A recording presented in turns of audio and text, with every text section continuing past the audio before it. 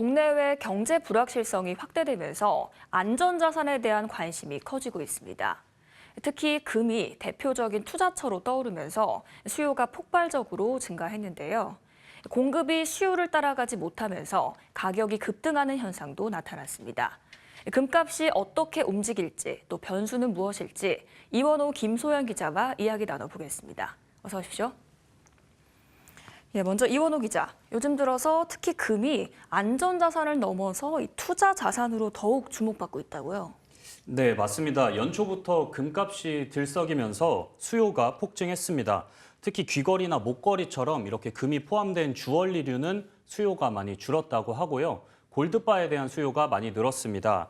주요 골드바 판매처 중 하나죠. 한국조폐공사의 월 판매량이 20kg대에서 80kg대로 전년도에 비해 약 4배까지 늘었습니다. 감당할 수 없을 정도로 수요가 늘어나면서 조폐공사는 지난달 중순 사상 처음으로 골드바 공급을 중단하기도 했습니다. 금을 단순히 인플레이션을 해지하는 정도의 안전자산으로 보지 않고 투자 목적으로 접근하는 사람이 늘어난 겁니다. 예, 그렇군요. 그런데 이렇게 수요가 늘면 제품이나 판매 채널에도 변화가 있을 것 같습니다. 네, 제가 그래서 뭘 하나 준비를 해왔는데 여기 있는 이 금팔찌가 할머니께서 저한테 물려주셨던 10돈짜리 금팔찌입니다. 현재 시세로 이 작은 게 한 540만 원 정도 하는데요. 금값이 많이 올랐다는 게 이런 것들을 보면서 여실히 느껴지기도 합니다. 상황이 이렇다 보니 요즘은 한 돈이나 두 돈 이런 정도의 단위보다는 0.1g 또는 0.3g짜리 제품도 찾는 수요가 굉장히 많이 늘었습니다. 이 정도의 무게면 가격이 5만 원 아래거든요. 그렇다 보니까 비교적 이렇게 가격 경쟁력이 덜하고 부담이 덜하다는 장점이 있고 또 대형마트나 편의점처럼 과거에는 금을 다루지 않던 곳에서도 이제는 판매하는 경우가 늘고 있습니다. 금이 비싸졌기 때문에 이제 요즘 콩알금이라고 하죠. 작게 이렇게 나눠서 판매까지 또 이어지는 것으로 볼 수 있고, 금 소비가 굉장히 활성화되면서 이 수요에 맞춰서 공급처도 다양화되는 그런 흐름들이 나타나고 있는 것 같습니다. 예, 김소연 기자. 그런데 이 국내 금값이 유독 과하게 올랐다고 들었습니다. 예를 들어서 가격 부담을 피하려고 새로운 형태로 금을 사기도 하는 현상들이 벌어지고 있다고 하는데 이렇게 국내에서만 금값이 유독 오른 이유 무엇일까요? 네, 국내 금값이 국제 시세보다 더 높게 형성되면서 이 가격 괴리가 커졌습니다. 지난달 14일 국내 금값과 국제 금 시세 간의 괴리율이 장중 최대 24%까지 벌어졌습니다. 이 종가 기준으로도 20% 이상을 넘어서면서 역대 최고치를 기록을 했는데요. 이게 나만 뒤처질 수 없다, 이른바 포모 현상이 강하게 작용하면서 국내 금값을 밀어 올린 겁니다. 이렇게 국내외 가격 차이가 커지면서 해외에서 금 현물을 직접 구매하는 금 직구족도 등장을 했습니다. 상대적으로 가격이 저렴한 국가의 금의 현물을 직접 구매를 하는 건데요. 이게 보통 금 직구를 하게 되면은 보통 부가세가 10% 정도 붙습니다. 여기에 관세가 3에서 8% 정도가 추가로 더 붙습니다.